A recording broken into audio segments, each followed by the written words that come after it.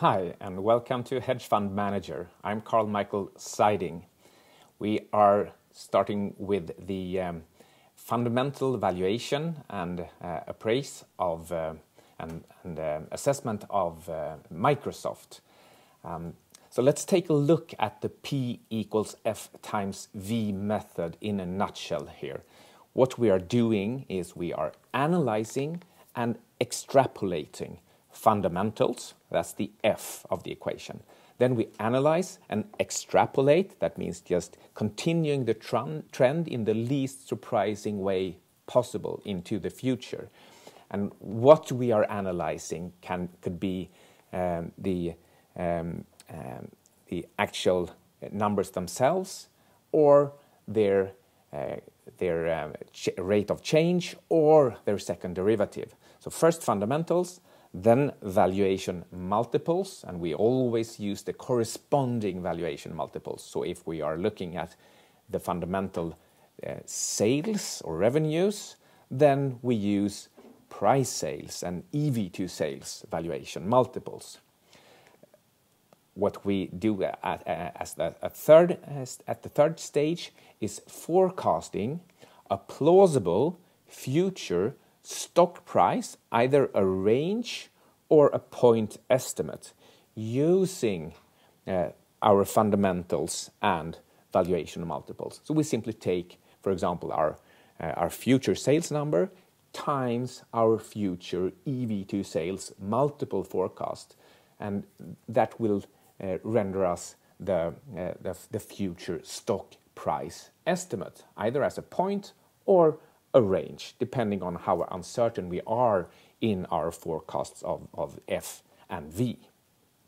And finally, we use our future stock price estimate to calculate what annual returns are necessary or required to get to that final stock price. So let's say the future stock price is 200 and today's stock price is 100, and the estimate is 3 years out. Then what percentage return every year will take us from 100 in 3 jumps of equal percentages to get to that 3-year price estimate? And don't remember to add on the dividend yield. So one part of this CAGR calculation, compound annual average growth rate, one part of it is the stock price appreciation in percentages per year. And in addition to that, we often also get a dividend every year. Sometimes for tech stocks, the dividend is so small that it hardly matters. It's calculated in fractions of a percent per year. But for many stocks, it can be in the range of 4 to 10% per year. And actually, sometimes for banks, not the least, dividends is all you get in terms of total CAGR. All right, let's look at the fundamentals for Microsoft. We can see here that they have a strong and steady revenue growth rate of around 15%. So let's check in Koyfin. So Koyfin, I've entered Microsoft, and we'll move down here to financial analysis and click on highlights, for example. You can also go directly to a more detailed income statement, balance sheet, cash flow multiples, profitability, solvency, and enterprise value. Do not forget about enterprise value, because that's a good place to check their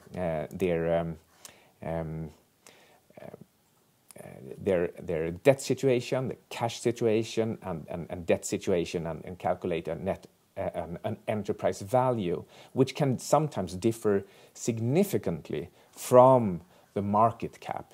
It doesn't, however, for Microsoft. You can see that the market cap is 3.2 trillion, and the enterprise value is also 3.2 trillion in round numbers. So in this case, we can forget about both debt and cash. They don't have any debt, they don't have any cash in round numbers.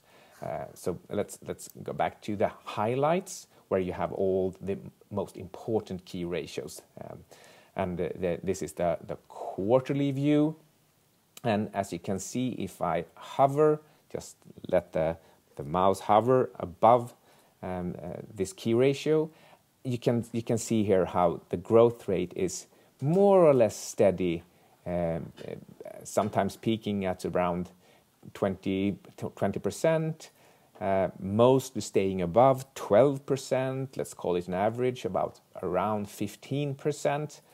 But recall here that it had a negative growth period in 2016, and it had pretty severe years going way back to the years after 2000, and also in the crisis of 2008.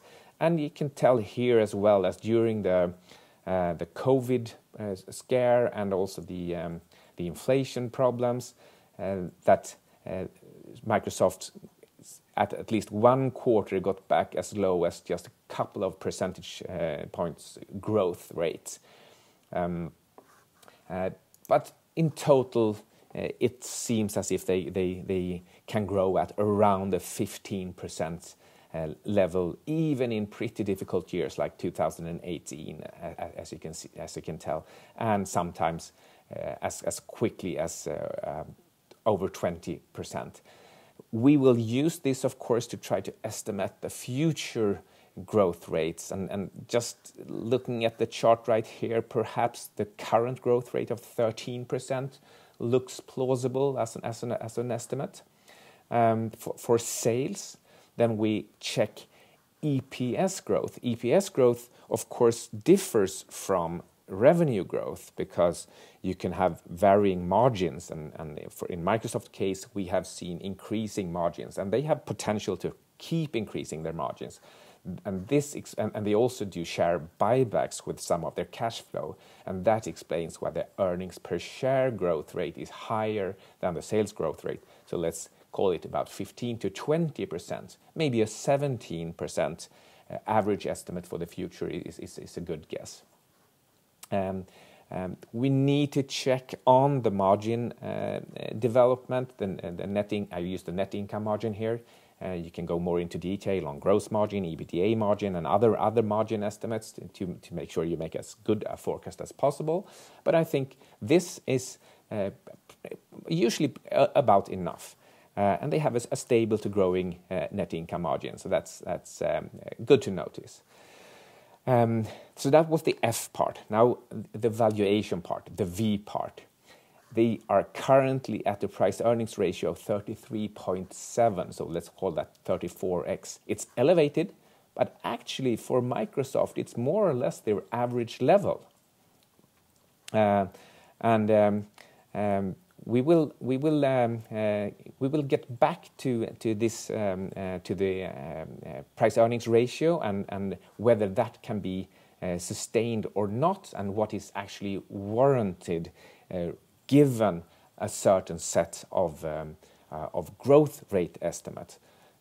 So remember again that you make the forecast for the fundamental, and once we get to the future, looking back at the series of fundamentals that you have forecasted, it's there at that point, looking back at what they have performed and what that future person is likely to forecast from that point going forward, based on the most recent history.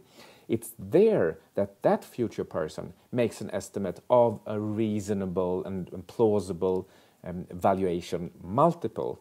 The actual market valuation multiple, it should of course be based on future growth rates, but that estimate in itself is based on most recent growth rates and valuation multiples.